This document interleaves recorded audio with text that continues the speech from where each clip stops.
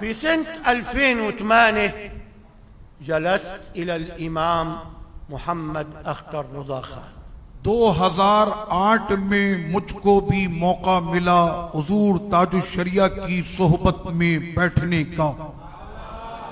ودمشق لا تنسى تلك الزيارة التي زارها الإمام محمد أختر.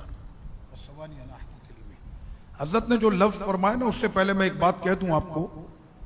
جو حضرت نے فرمایا ہے یہ گفتگو ہم نے پہلے بھی کی ہے، لیکن ہم نے کی ہے، یعنی ہمارے پاکستان کے علماء نے کی ہے.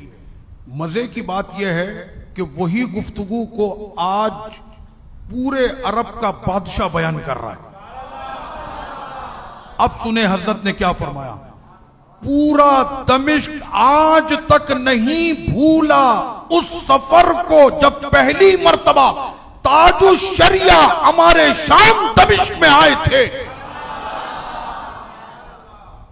زار الإمام دمشق واستقبل في المطار استقبال الملوك. اور جس وقت میں وہ دمشق ایئرپورٹ پر پہنچے تو ان کا استقبال دمشق ایئرپورٹ پر ایسے کیا جا رہا تھا کہ جیسے کسی ریاست کا عظیم بادشاہ آ رہا ہو. وجاءت علماء الشام الأساتذة والدكاترة والمفتون لاستقبال الإمام في بيته العالي.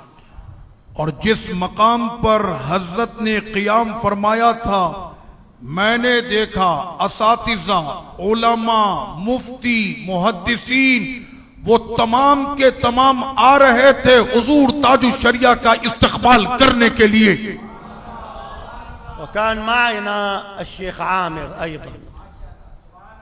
اور شیخ عامر ان کے در کا یہ ادنا سگ اپنے مرشد کی خدمت میں موجود تھا. كان في البداية يعدونه عالما من العلماء. یعنی سمجھنے والے کچھ یہ سمجھے کہ جیسے ایک عام عالم ہوتا ہے یہ بھی اسی طرح سے کوئی عالم ہوں گے.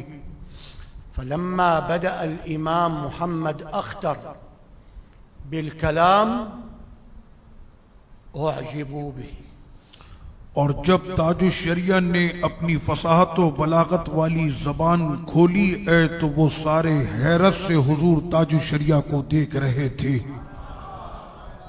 المتعاظمون من العلماء وكبار الدكاترة طأطأوا رؤوسهم أماما.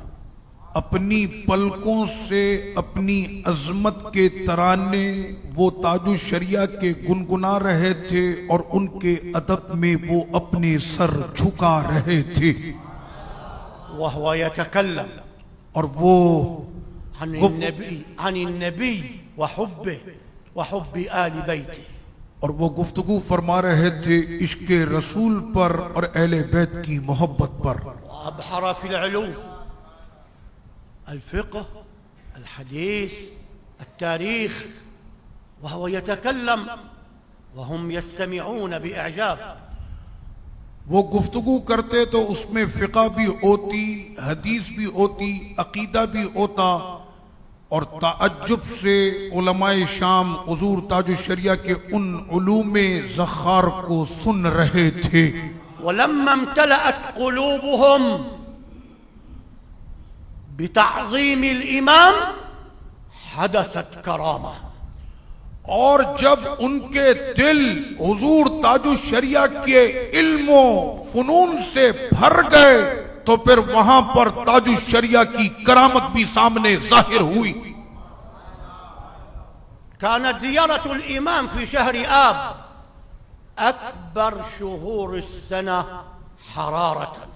اور حضور تاج الشریعہ کی تشریف آوری ہوئی تھی دمشق میں اگست کے مہینے میں، اور ہمارے یہاں اگست کے مہینے میں سب سے زیادہ گرمی ہوتی ہے. وإذا بالرياح تسري وتذهب حرارة الصيف. تو علماء اکرام یہ محسوس کر رہے تھے کہ تاج الشریعہ کی آمد کے بعد وہ گرمی کی جو لہریں تھیں، ٹھنڈی ہوائیں ان کو دور کر رہی تھیں اور موسم بالکل ٹھنڈا ہو چکا تھا۔ كهذا الهواء البارد الذي يخرج من المكيفات، کہ جیسے ابھی آپ کے اے سی میں سے ٹھنڈی ہوائیں نکل رہی ہیں، حضور تاج الشریعہ کے وجود سے وہ ہوائیں پورے دمشق کو نصیب ہو رہی تھیں۔ وإذا بسحابة تطل عليهم وينزل المطر، اور پھر ہم نے دیکھا کہ اچانک بادلوں نے رخ بدلا اور آئیں پھر کالی گھٹائیں، اور کرم کی پھر وہ بارش وہاں پر شہر دمشق میں ہونے لگی۔ لأول مرة في الشام ينزل المطر في الصيف ببركة الإمام۔ تو ہم نے یہ مان لیا کہ ہمارے یہاں گرمی کے موسم میں بارش نہیں ہوتی، یہ پہلی مرتبہ ایسا ہوا تھا کہ گرمی میں بارش ہو رہی تھی۔ وأقبل العلماء على يدي الشيخ يقبلونها ويتبركون به۔ اور میں دیکھ رہا تھا کہ ہمارے اکابر علماء اکرام حضور تاج الشریعہ کے ہاتھوں کو چوم رہے تھے اور ان سے برکتیں پا رہے تھے۔ وراحوا يقولون أجزنا يا سيدي، اور ان سے جا کر اکابر علماء یہ کہتے تھے کہ آپ بھی ہمیں اپنی اجازتوں کی اجازت عطا کر دیں۔ والشيخ يتواضع ويتواضع ويحني رأسه، اور تاج الشریعہ اپنی عاجزی کا اظہار فرما رہے تھے اور اپنے سر کو ان کے سامنے عاجزی طور پر جھکا رہے تھے۔ كانت ساعات من البركة ورحمة السماء، اور وہ تھے رحمتوں کے نازل ہونے کے لمحات کہ جو اس وقت ہم پر اتر رہے تھے۔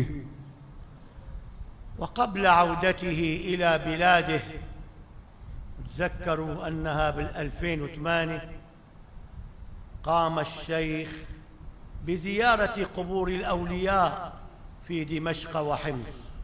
اس سے پہلے کہ حضور تاج الشریعہ دمشق سے واپس ہندوستان کا سفر کرتے، آپ نے دمشق میں مزارات صحابہ اور اولیاء جو وہاں پر بڑی بڑی درگاہیں ہیں، مزارات ہیں، آپ ادھر بھی تشریف لے گئے۔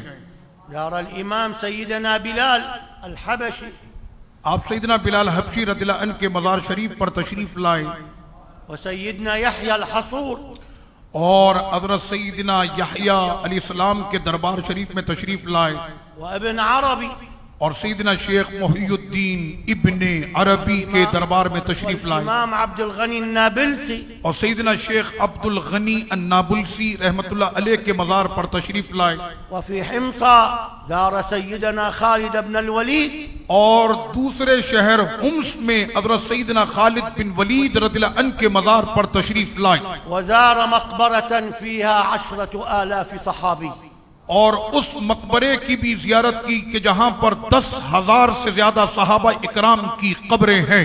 لم يتبارك فقط بالأولياء والصالحين ولكن الأرض أيضا تباركت به۔ اور صرف یہ نہیں کہ تاج الشریعہ نے ان مزاروں سے برکتیں حاصل کی ہیں، میں یہ کہتا ہوں کہ شام کی زمین بھی تاج الشریعہ سے برکتیں پا رہی تھی۔ وقدم إجازات في العلوم والتصوف لشيوخ الشام، اور آپ نے پھر اپنی اجازتیں شام کے بڑے بڑے علماء اور وہاں کے مشائخ عظام، پیران عظام کو اپنی اجازتیں جو حدیث میں، فقہ میں اور تصوف میں تھیں، وہ آپ نے اجازتیں ان اکابر علماء اکرام کو پیش فرمائیں۔